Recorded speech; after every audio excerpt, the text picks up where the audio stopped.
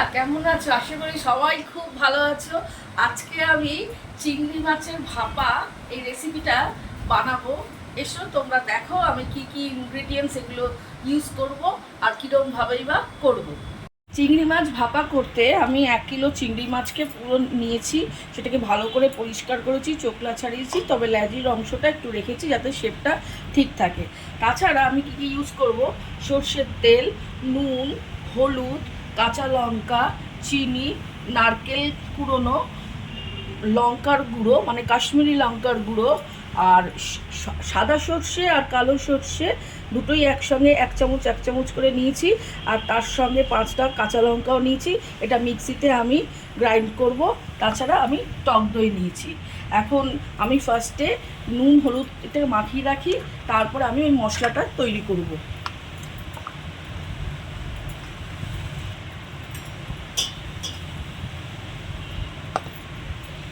হলুদ দিয়ে এই চিংড়ি মাছটাকে কিছুক্ষণ আমি 10 মিনিটের মতন মাখিয়ে রেখে দেবো। নুন হলুদ আমি দিয়েছি এবং আমি মাখিয়েও রেখেছি এবং এটাকে আমি 10 মিনিটের মতো মেখে রেখে দেবো। তারপরে আমি এই সর্ষে মানে কালো সর্ষে, সাদা সর্ষে আর লঙ্কা তার সঙ্গে একটু নুন দিয়ে মিক্সিতে গ্রাইন্ড করব। তে সাদা সর্ষে, কালো সর্ষে আর কাঁচা লঙ্কা আর সঙ্গে সামান্য নুন দেব, করে আমি মিক্সিতে এটাকে গ্রাইন্ড করব। আমার গ্রাইন্ডিংটা হয়ে গেছে। এবার এই সাদা সর্ষে, কালো সর্ষে আর এই লঙ্কা যেটা আমি গ্রাইন্ড করেছি সেটা সব এই চিংড়ি মাছের মধ্যে আমি মেশাবো। এই সর্ষের পেস্টটা আমি এই চিংড়ি মাছের সঙ্গে ভালো করে মিশাচ্ছি। হয়ে গেল। এখন আমি আরেকটা পেস্ট বানাবো, সেটা নারকেল টক দই দিয়ে, নারকেল আর টক দই দিয়ে সেটা আরেকটা পেস্ট বানাবো। আমি নারকেল কুড়োটা আমি এই মিক্সির মধ্যে দিয়ে দিচ্ছি। এবার এর সঙ্গে আমি 5 চামচের মতন টক দই দিচ্ছি।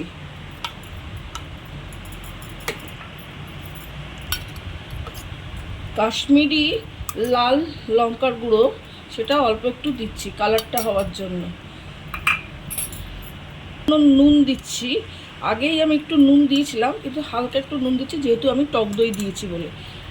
এবার এই পেস্টটাকে আমি সব কিছুকে একসঙ্গে পেস্ট করব, মানে গ্রাইন্ড করব। নারকেল, টক দই আর কাশ্মীরি লাল লঙ্কার গুঁড়ো দিয়ে আমি একটা এরকম পেস্ট বানিয়েছি, ঠিক আছে। আর তার সঙ্গে সামান্য একটু নুন দিয়েছি। এবার আমি এই পেস্টটাকে পুরো এই চিংড়ি মাছের মধ্যে ঢেলে দেবো এবং আমি এতে ভালো করে মাখবো।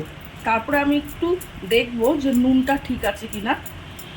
যদি নুন কম হয় একটু নুন দেবো, যদি ঠিক থাকে আর দেব না। আর তারপরে সামান্য একটু আমি চিনি দেবো ব্যালেন্স করার জন্য। এবার এই পেস্টটাকে আমি ভালো করে চিংড়ি মাছের সঙ্গে মাখিয়ে নিচ্ছি।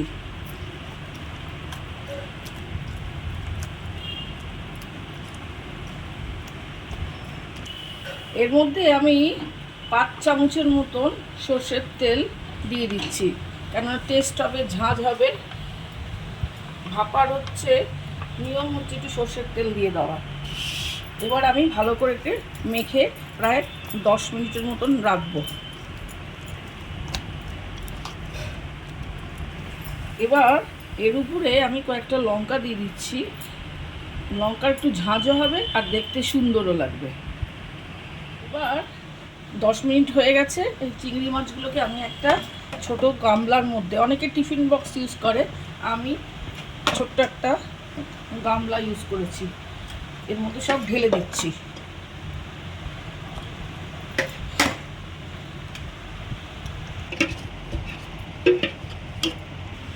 এই যে একটা কড়াইয়ে আমি সামান্য জল দিয়েছি, এবার স্ট্যান্ড দিয়ে রেখেছি।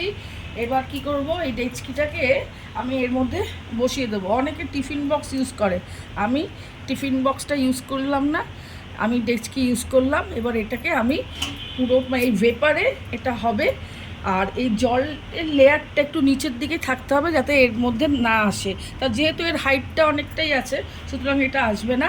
এবার আমি একে চাপা দিয়ে দেবো। হ্যাঁ, মিনিট 15 মতো রাখবো, এই ভেপারেই এটা সেদ্ধ হয়ে যাবে। প্রায় 15 মিনিট হয়ে গেছে। এখন চলো দেখি কত দূর হয়েছে। এবার আমি একে নামাবো।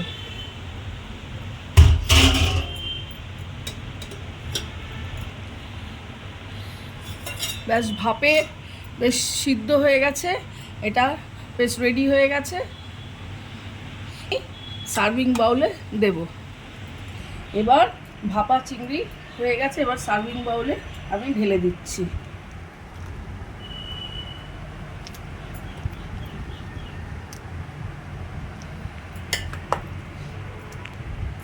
ভাপা চিংড়ি অনেকে টিফিন বক্সের মধ্যে করে, তা আমি ডেচকি দিয়ে করি। কারণ কি, যদি গরম হয় অনেক সময় টিফিন বক্সের মুখ খুলতে পারা অসুবিধা হয়, তাই জন্য আমি ডেচকির উপর করি।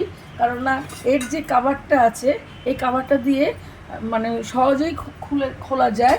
আর যেটা ভেপার তো এত অবধি থাকবে, কারণ এর তো লেন্থটা অনেকটা থাকে। তাই জন্য আমি এই ডেচকিতেই ইউজ করি। এ দেখো চিংড়ি মাছ ভাপা। আমার ভাপা চিংড়ি রেডি হয়ে গেছে। তোমরাও ঠিক এরকমভাবে বানাতে পারো। আমি এই ক্ষেত্রে খুব একটা ঝাল বা খুব রিচ করিনি, যেহেতু খুব গরম, তাই জন্য হালকার মধ্যে আমি করার চেষ্টা করেছি। তোমাদের কেমন লাগলো? যদি ভালো লাগে লাইক কমেন্ট শেয়ার করো। তোমাদের কমেন্ট করতে আমার খুব ভালো লাগে। নেক্সট দিন আবার একটা নতুন রেসিপি তোমাদের সামনে নিয়ে আসবো, তোমাদের দেখাবো। ততক্ষণে তোমরা সবাই সুস্থ থেকো, ভালো থেকো। ততক্ষণের জন্য বাই, টাটা।